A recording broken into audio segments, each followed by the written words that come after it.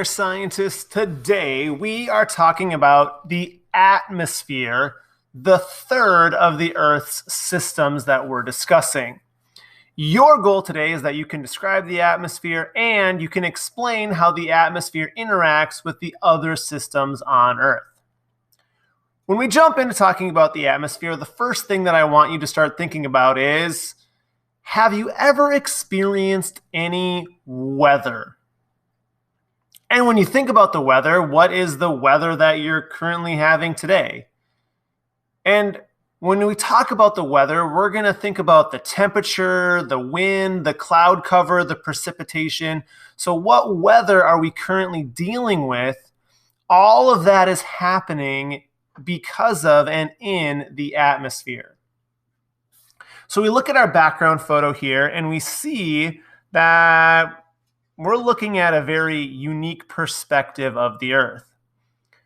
And what we're looking at here is we're looking at all of these clouds. This obviously looks like it is an image from space. We can see the rounded edge of the round atmosphere, the round Earth in the background of this image.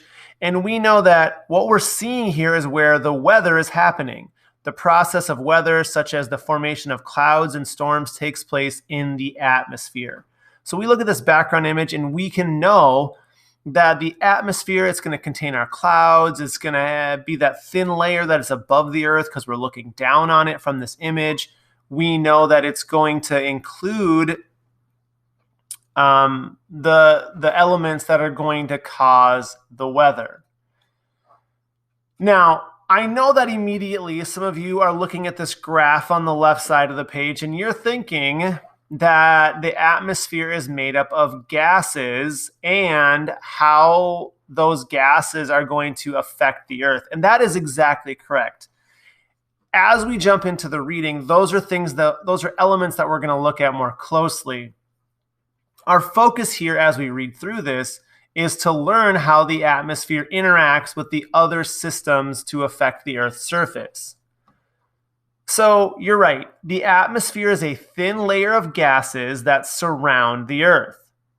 The circle graph shows the relative amounts of the major atmospheric gases.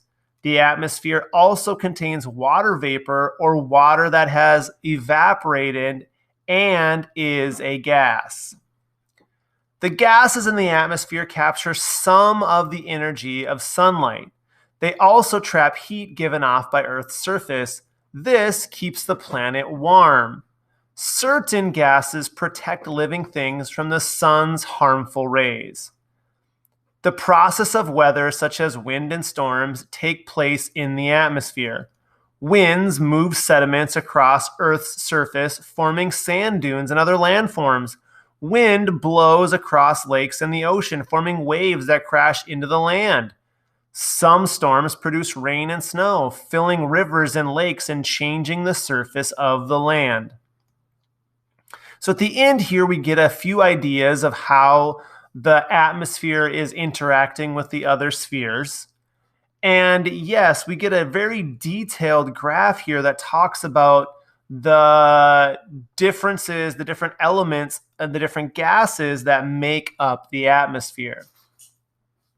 So if we look at our graphic here, and when everything comes together, what are the most common gases in Earth's atmosphere?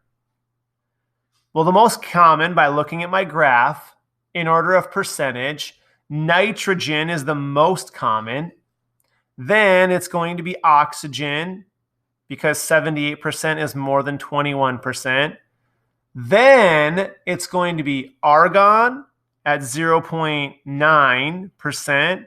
Then it's going to be carbon dioxide at 0.04%, and then it's all of the others.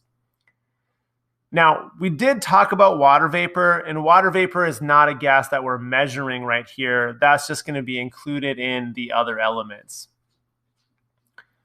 What are some of the processes that occur in the atmosphere? Well, some of the processes that occur in the atmosphere include the gases capturing some of the sun's energy, as well as trapping heat given off from the Earth's surface. So the gases in the atmosphere capture some of the energy of the sunlight. I can look at my text and find that. They also trap heat given off by the Earth's surface. So from the text, I can prove what some of the processes are in the atmosphere. Earth's surface and weather, which includes the winds and the storms, and produce rain and snow. So then the process of weathering, such as winds and storms, take place in the atmosphere. I also know that those processes are happening. Now again, so we understand the atmosphere is all of those gases. It makes up this shell, this atmosphere that surrounds the Earth. And we know that the Earth's weather takes place inside of it. We know that the atmosphere helps to protect the Earth. It helps to trap some of the heat given off by the Earth's surface and keep us warm, but not overly hot. Now we have to also be able to identify what is happening in these interactions. So what are some of the ways that the atmosphere interacts with Earth's hydrosphere? Well, remember the hydrosphere and the atmosphere, like a water vapor is going to be a connection between those two.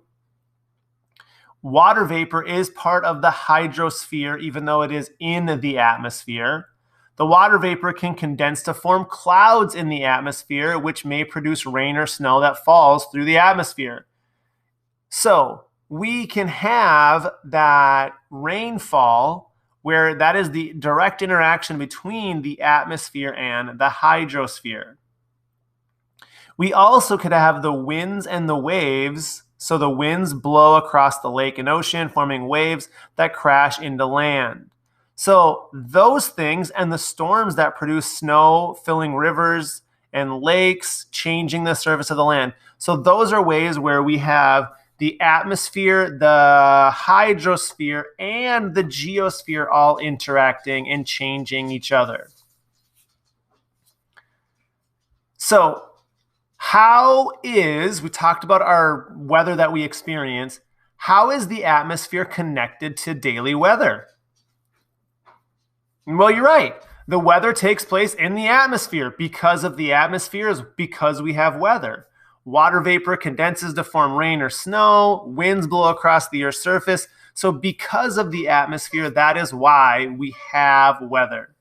What are some of the other ways that the atmosphere interacts with Earth's geosphere? When we get the wind moving sediments across the Earth's surface, or weathering like you talked about in 4th grade, erosion and deposition, all of those things that you talked about in 4th grade, where the wind is really affecting the land, that is the atmosphere interacting with the geosphere. The atmosphere is made up of 5 layers. You'll be able to do some research if you want to learn more about those 5 layers, and you can check in the extensions this week. There's more information about those layers in there. Your job this week, what you're going to be able to produce is you're going to have to explain how the wind affects landforms, and you're going to have to give some examples, and you need to be able to infer. So the amount of water in the atmosphere differs from place to place. Would you usually expect to find more water in the atmosphere over the land or over the ocean? And you're going to need to explain your thinking. So again, there you're trying to understand how are the atmosphere and the hydrosphere connected. Because again, when everything is done here, your major goal is you have to be able to describe the atmosphere, and you have to be able to explain how the atmosphere is interacting with the other Earth's systems. Good luck, scientists.